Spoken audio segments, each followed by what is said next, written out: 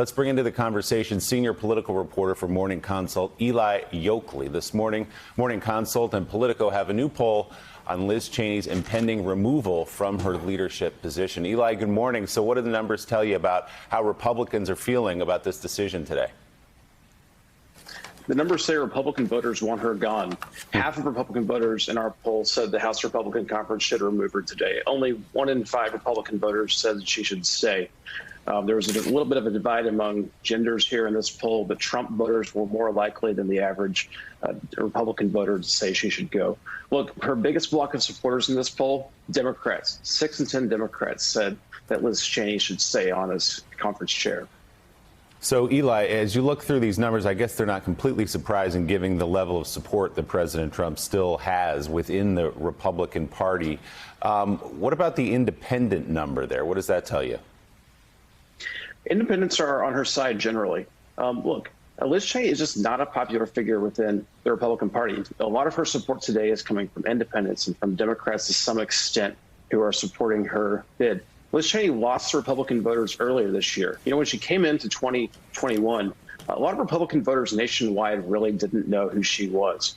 After January 6th, she came out for Donald Trump's impeachment, and her numbers sunk among Republican voters. The similar thing happened with Mitch McConnell, actually, after the January 6th riots. His numbers sunk underwater.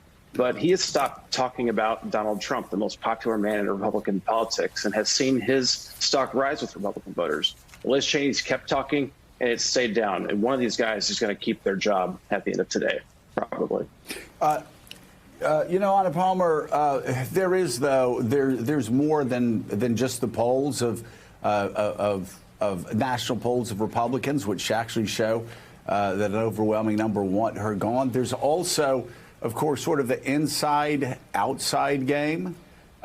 It is awfully perilous for the Republican House caucus to go off the side of the cliff when the Wall Street Journal editorial page is blasting them for doing it, when Peggy Noonan is blasting them for doing it, when business leaders are blasting them for doing it, when longtime establishment allies are blasting them for doing it. They ran afoul after January the 6th, and a lot of lobbying interests said they couldn't give money to House members for quite some time.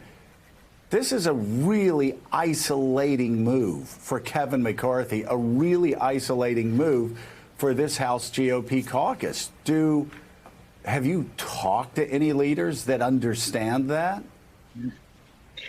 I think it's reflective of the sea change that you have of where the power base for House Republicans in particular are. And it's not those folks that you just mentioned, the typical, when I came in almost 20 years ago to cover politics, it was, what does business leaders think? What do some of those folks in the Wall Street Journal editorial page think? Most House Republicans feel like the base of the party, the enthusiasm for the party, for Donald Trump, is with people that are aren't with that kind of establishment Republican wing of the party. I do think that there is peril there in terms of the long-term value of the Republican Party, and also when you look at what does this mean for elections going forward. Donald Trump has won one election.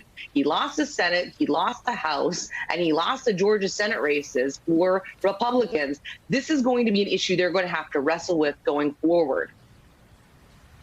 Eli, looking at these numbers and your reporting about where the Republican Party is right now, in terms of where you're seeing as we start, it's never too early to start looking at 2022 and 2024 as to where some of the top contenders stand, where Republicans see in terms of the map reclaiming perhaps the majority next year in the midterms, but also the Trump effect as we start pivoting towards the next presidential election.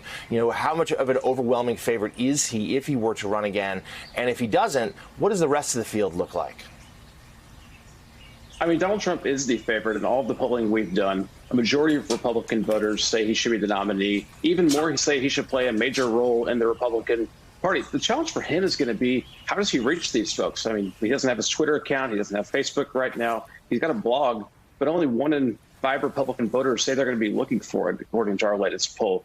Whenever you listen to the campaigns right now, there's a candidate in Ohio who launched his campaign based on impeachment. I'm here at Missouri right now, and I've been reporting a bit on the Senate race, and everybody is just looking for that Donald Trump endorsement. He's hanging over these candidates because they see the same polling we see that say 8 in 10 Republican voters like this guy. They want him to be involved in this party. And that's going to hang over the campaigns of 2022 a lot. All right, Eli Yokley of Morning Consult. Eli, thanks so much for bringing us those new polls this morning. Appreciate it. Hey, thanks so much for watching our YouTube channel. You can follow up on today's top stories and breaking news or catch up on your favorite MSNBC shows all in one place. Download the NBC News app today.